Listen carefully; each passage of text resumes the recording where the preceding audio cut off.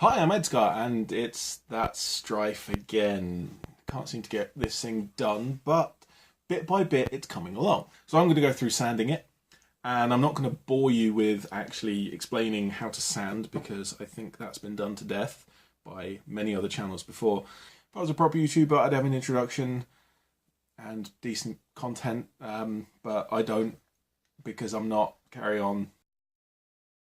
Right, there we've got that sanded. And that took a long time and was terribly boring. But before we go on to the interesting bit, let's clean this up and give it a grey primer base coat.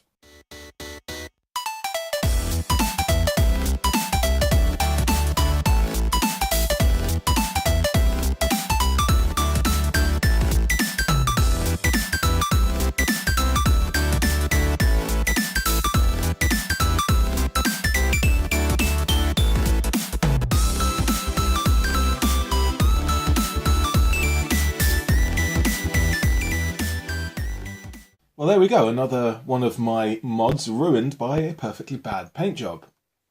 The problem I was having is that after I did the dusting of the spray paints, white from the bottom and orange from the top to get that kind of, not quite gradient, but nearly dusted gradient, it needs a little bit of detail, it needs more going on. And so I started to paint in some of these black pieces, and I did some on the stock, which you'll notice aren't there anymore. And you'll also notice that I've removed the logo here. And that's because this orange is a gloss spray paint. And so painting on the top of a gloss spray paint is extremely bad. And even in this stripe, there's quite a few blemishes. And on the other side, it's not much better. This is certainly the better side. And the logo on this side hasn't really come out very well. In fact, it's come out terribly. But the logo on this side was even worse, to the point where I sanded it away, not just wiping off the paint and trying to paint again, because I did that 2 or 3 times. I gave up completely and just sanded the whole thing and covered it up with the last of my orange spray paint, which has now been finished. But there's still one last thing to add to this before I screw it all back together and finish. You'll notice that there's quite a few holes all over the shells. All of these at the front. Now, some of these pieces, mainly from the Stryfe, are parts that I've made 3D printed versions before. Trigger, mag release, rev button, grip extender, jam door. So I've gone on and modelled the holes in the front here, and they didn't come out particularly well, so I'm going to have to cut the parts to fit. I'm not going to bother correcting the design and printing them again. I'm just going to cut them and make them fit. The top slot here is being used for the prime of the long-shot front gun, but the lower one isn't anymore, so I've made a piece to fill that up. And strangely enough, they're different on each side, which was very annoying. And I've also done the slots at the back here, which were originally for the priming slide and the elastic string from the crossbolt. And if you're here in the background, the printer's coming to the end of the last few pieces. But I have most of them here. Now, this is the thing that I was alluding to a while back in several previous videos, that there was something special coming for this project, and it kind of, again, as many of my ideas do, hasn't really panned out. Because these parts were printed, in this case, jam door and the grip extension from the Stryfe, these parts are printed out in a fluorescent orange. Now, what fluorescent is supposed to do is light up under UV light or black light. And on camera, it does. You can see that kind of washes out completely.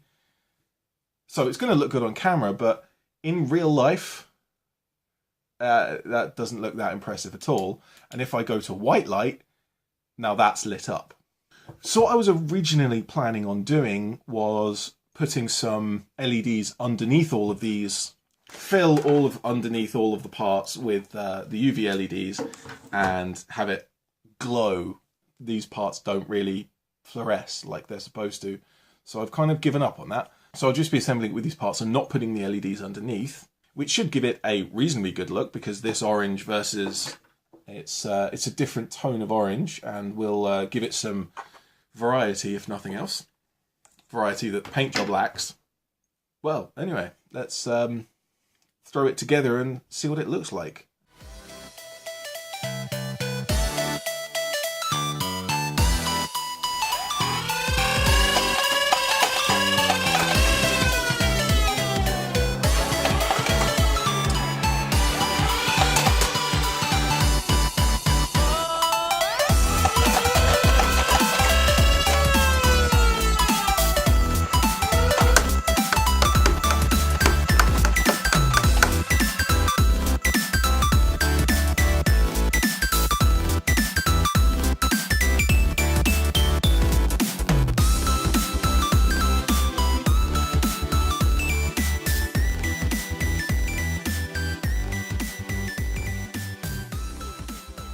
Well, that winds that up rather nicely, other than the terrible paint job.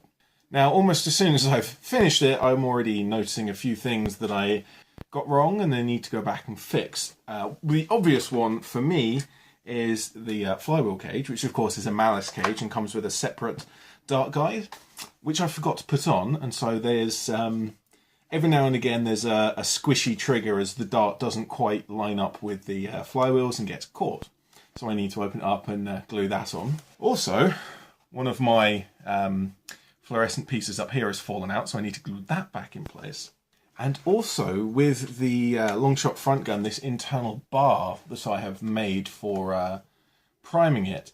Now at first, and actually in my video where I did the work to that, I mentioned that I needed to put a bigger sear spring in, and I've done that, and it still doesn't actually catch every time.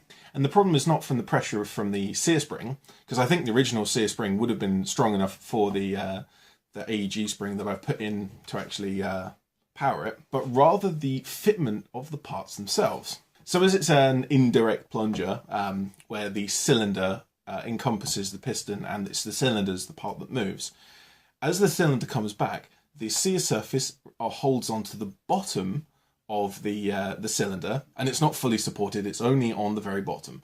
And because the center of the pressure from the spring is on the center cylinder, it means that the cylinder is actually tilting slightly downwards, because you have the part being pushed directly forwards and it's only being held by the bottom, so it's tilting like that. So when you prime it, it catches just fine, but then because it's tilted downwards, the cylinder is now blocking the priming piece from moving forwards. And if I try and move it forward too quickly, or let it spring forward under the spring inside, the movement of the cylinder, that jostles it just enough that it releases and it doesn't stay primed. However, if I very, very slowly move it forwards like that, I can just about wiggle it past without knocking it off the sear. And then it does work. And it shoots all of not very powerfully. Really not very powerfully. So what I need to do is open it up, and I'll do all these things together and just carve out the circle shape that I built into the top and make that a lot bigger. Otherwise, this project is basically done. Complete. I can now display it, I can now use it, and as it's brightly coloured, it's suitable for public games as well as private games. The main flywheel cage is putting out just less than 40 meters per second, or 130 feet per second, which is the power limit of most games here in the UK. Which just leaves me one last thing to do, and that is to name it. Now I have a very specific way of naming my guns, be it Nerf guns or airsoft guns, or naming my motorbikes or any other mechanical thing that I have. And that is, while I'm using it, a name will come to me because of a characteristic or its personality, and mechanical things have personality in that they are all slightly different. And in most cases, a Nerf gun or airsoft gun will be named in a game. I will be playing, and at some point something will happen with it that shows off part of its characteristics. A name will come to me and bang, that's its name from that point on. However, this is slightly different, because while I have used it in a few games, I got this thing's name while I was modding it, which is the first time that that's ever happened. And it is partly because I have spent so long on this project. I have done a lot of teaching on the project, such as the trigger distance, the stock length.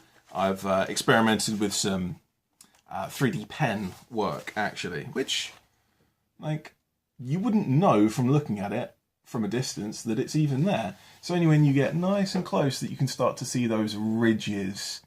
There we go. So the ridges are kind of visible, but from far enough away they're not noticeable, certainly under all this paint. And the name of this is actually an expression I have used before in one of the videos on the project.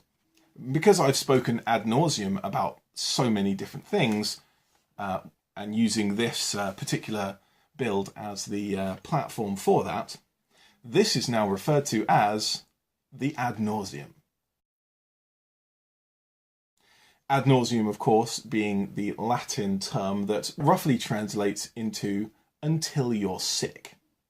And that's because you're probably all sick of me talking by now, because that's all I've done for 20-something episodes at this point.